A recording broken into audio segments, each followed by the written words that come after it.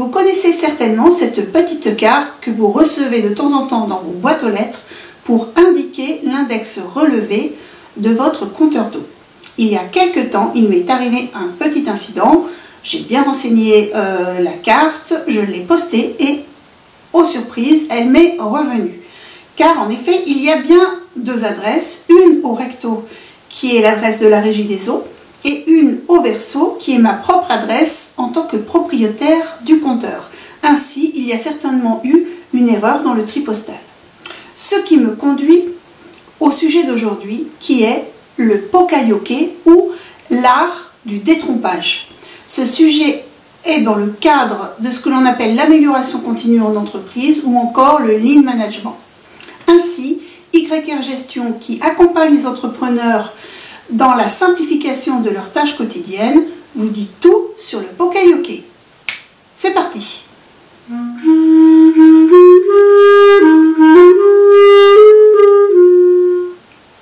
Le poka-yoke permet à un opérateur d'éviter, c'est le mot japonais yokaru, les erreurs, c'est le mot poka. Il a été inventé par l'ingénieur chez Toyota, M. Shigeo Shigo. Un poka-yoke permet ainsi de reconnaître ses faiblesses et d'en prévenir les effets. Par exemple, sur une chaîne de production avec des opérations répétitives, il faut vraiment prendre en compte la lassitude et la fatigue des opérateurs, car cela peut engendrer des erreurs. Également, parfois, les instructions sont peu précises et donc peu claires pour l'opérateur. L'opérateur peut également avoir des choix à faire lors de sa production, ou encore le processus a quelques degrés de liberté et donc cela peut aussi engendrer des erreurs. Enfin, sur une chaîne de production, on peut confondre certains composants qui sont de même matériau, de même couleur, de même forme.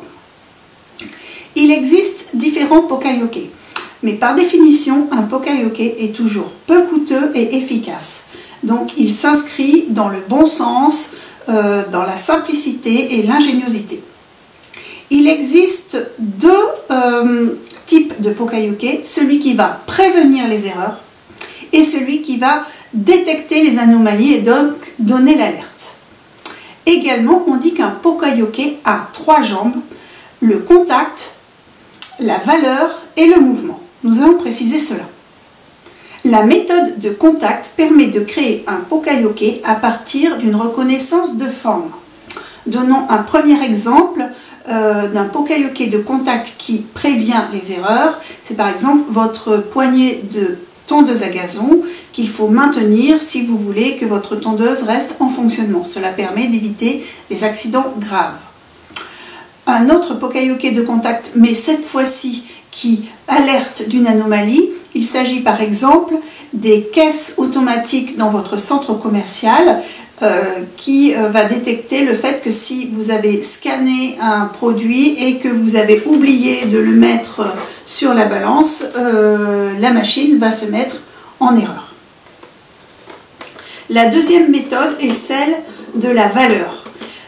Cette méthode va engendrer un signal d'alerte qui ne s'éteindra que lorsque l'opération aura été corrigée.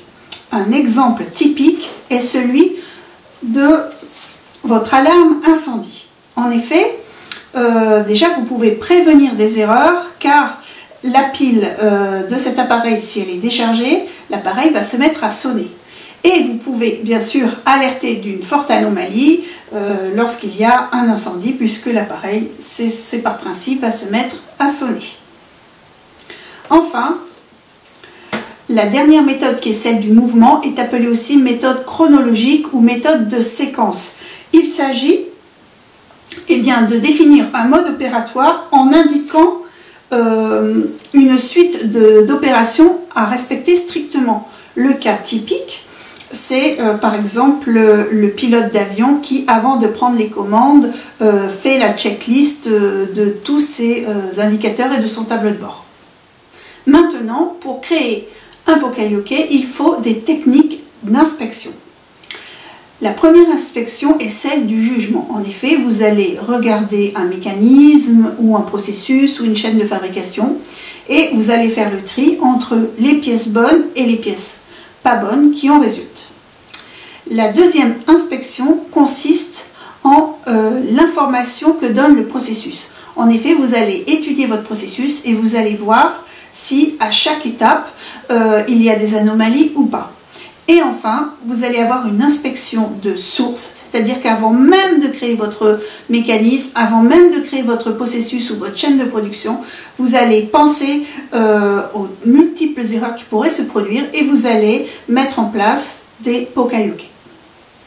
J'ai parlé beaucoup d'industrie, mais vous avez aussi des poka-yoke dans la gestion, dans l'administration, le post-it, le marque-page, l'email standard, les formulaires standards en sont des bons exemples. Également, vous pouvez avoir des poka-yoke dans le management où on va demander à une personne de respecter une procédure stricte. Par contre, attention de ne pas aller dans l'extrême puisque ça peut être un frein à la responsabilité, voire à la créativité. Ce qui m'amène à vous dire que le poka-yoke peut parfois avoir des revers, dans le sens où s'il est mal utilisé, s'il n'a pas été conçu avec l'opérateur, eh bien il peut créer des dysfonctionnements. Par exemple, vous avez des formulaires à saisir toute la journée et vous êtes obligé de renseigner des numéros de téléphone. Si vous n'avez pas le numéro de téléphone de la personne, si le logiciel bloque, vous allez être donc gêné, ou si votre chaîne de production est sans arrêt en alerte, donc cela veut dire qu'il y a une sensibilité trop forte au niveau des poka-yoke. Ainsi, en conclusion, si l'on revient à la carte de la Régie des eaux, il s'agissait tout simplement de barrer l'adresse du propriétaire du compteur, comme on le voit par exemple dans les formulaires pour les lettres recommandées. Si vous avez aimé cette vidéo, merci de liker et de vous abonner. Vos commentaires sont toujours les bienvenus. YR Gestion accompagne les entrepreneurs dans la simplification de leurs tâches quotidiennes. Et surtout, bonne fortune, puisque je suis sûre que vous allez trouver le chat.